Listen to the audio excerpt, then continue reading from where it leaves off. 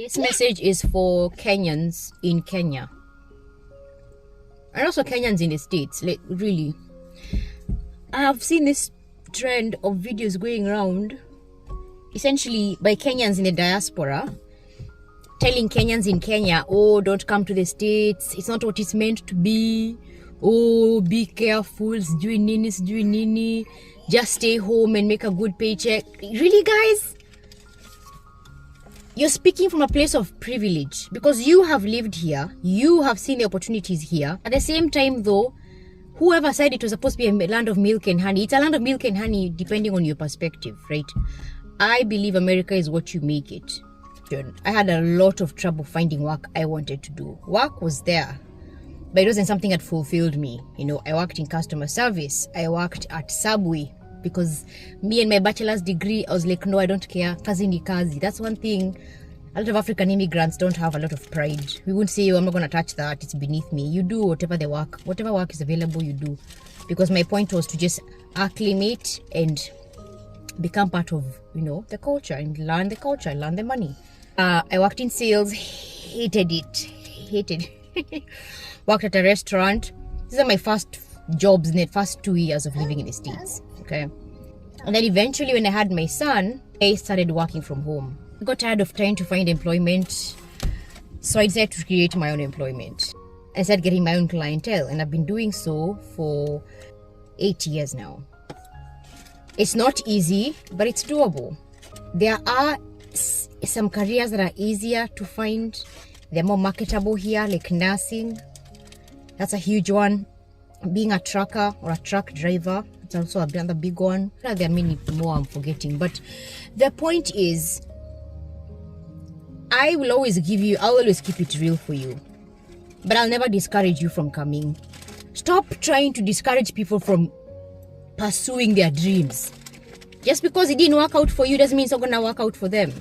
That is such a bias, and I can't stand it. Because why? Why are you doing that to people? Wacha watu wakuje. Let them come. Let them form their own opinion. What I would love to see, and I'm going to try to work on this, really work on it. It's just, after you've lived here for so long, I've lived here 11 years now, the initial shock wears off. So what I would consider culture shock is no longer culture shock to me now. Nimezoea. What I would do is just prepare people mentally, like how different life is. For example, you know, the social culture here is different. The LGBTQ plus people are very out there. Systems work differently. Obviously, the vanilla people are the majority. Wazungu are the majority of the population. The weather changes are crazy. Time changes are crazy. Time zones are crazy. It's a lot of things we need to, you know, the culture shock, the missing home, all that stuff is going to come into play, but it's just something you have to do as an immigrant, right? You're going to learn how to use American money and how to convert everything. It's hourly, right? Pay is hourly, not salary. I mean, they're still salaried people, don't get me wrong, but it's kind of the exception to the rule. It's people like managers who are paid salaries. Overtime, it's learning all these things, how to file your taxes, whether you're self-employed or employed by someone else, That's the kind of thing I wish Kenyans in America could be teaching Kenyans in Kenya, instead of trying kujaribu kuambia, oh, msikuje, life here is so hard. It's hard, but it's not harder than home. I will say it is hard in certain aspects. For example, you know, obviously, sense of community in African countries is very, very, very strong. Your neighbor is your friend. Hata kama hampendani, they still look out for you. When you need a babysitter at the last minute, you have a community. It takes a village. You have a village. Literally have a village. In the States, that's not the case, unfortunately. It has been a very unfortunate situation. Even finding genuine friendships is really difficult. I mean, genuinely close, and I'll be there for you no matter what friendships. Because people are very flaky here. In my experience, I've found a lot of flaky people. You make plans, they cancel. American society is a very individualistic society. It's me, looking out for myself. It's myself. I'm looking out for myself and my kids. I'm looking out for myself. And so this thing of watu kusaidiana is very rare unless you're part of a, say for example, a really good church where you have a sense of community. And even then, Not necessarily. I was part of a church and they did nothing to help us out when we needed help. So again, it's very difficult to form those very close, genuine relationships with people. And the other thing, everything is hyper sexualized in America. Everything. The culture is just its own guy.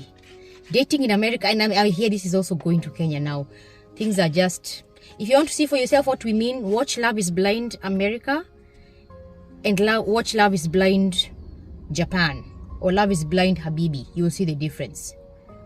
The Kenyan culture is more kind of conservative. Again, when I left 11 years ago, it was. Now things might be different. Here, yeah, sex is like a commodity.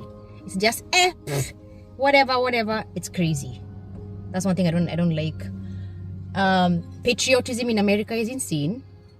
People are very America. Pia mimi nimeingia kwa hiyo box. You see this bracelet? I always wear my Kenyan bracelet, but this is my Kenyan American bracelet.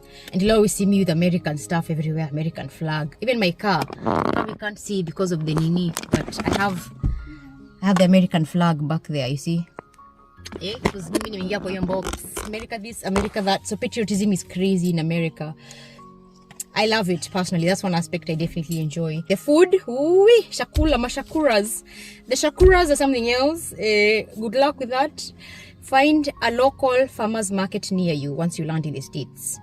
Because chakula, they put GMOs, antibiotics, aga hormones, food coloring, blah blah blah, high fructose corn syrup. They put nonsense in the food here. It's why we voted for Trump, so that RFK can take over that nonsense and clean our stuff out. But the food tastes differently. I'll just tell you also, is tundu mjipange. And because the dunga the ninis, the tomatoes are this big. The nyanyas at home that are that size are like over here. Yes. Also in the car, this is the left side. I'm sitting in the driver's side is on the left side. The passenger is on the right. So it's opposite. Driving, you keep right. In Kenya, you keep left. Yes, ma'am. Here you use pounds, not kilograms. You use miles, not kilometers. It's very confusing. You use Fahrenheit, not Celsius. So there's a chance for career growth in the States. In Kenya, you can work the same job, get at promotions, but the salary never really increases, and you can't see yourself growing in that role long term. I've seen a lot of people, and by the way, in America, they value experience more than they value education, depending of course on the industry. But like blue collar workers, people who work in retail, kinama supermarkets, blah blah blah, they value your experience more than they value at you umesoma for how long, you made up how far, with school. So just a heads up. So if you're looking to grow, you can even start at Dollar General. It's a general store. Start being a cashier from there. Put in the work, show them you have work ethic, and they'll keep promoting you. I've seen people who are managers, regional managers, started as cashiers. Those things don't happen in Kenya. And of course, we have the Second Amendment. For those who don't know, the Constitution here is taken very seriously. It's definitely enforced. Freedom of speech, freedom to bear arms, the right to bear arms, they are all very much instilled by law. Don't ever try to bribe a cop in the States, by the way. Wacha niwaambie tu. Huku ukipiga hongo utawekwa ndani biu. Here it's innocent till proven guilty. In Kenya, it's guilty till proven innocent. And always get yourself a lawyer. No matter how small a case is, whether it's a civil court case, it doesn't matter. Get yourself a lawyer. You're better off that way. Word to the wise. When it comes to time to vote, and you naturalize, tafadhali, please do your homework on the political parties and what they really stand for. I will not tell you who is who. I will just say the ones who say that the party of love and immigrants and tolerance and all that are not it. Unakuanga na vitu za kusoea. Outside of those things though, again, America is what you make it. So I hope this video reaches who it's supposed to reach. Don't let anyone keep you from coming. Tafadhali. Okay.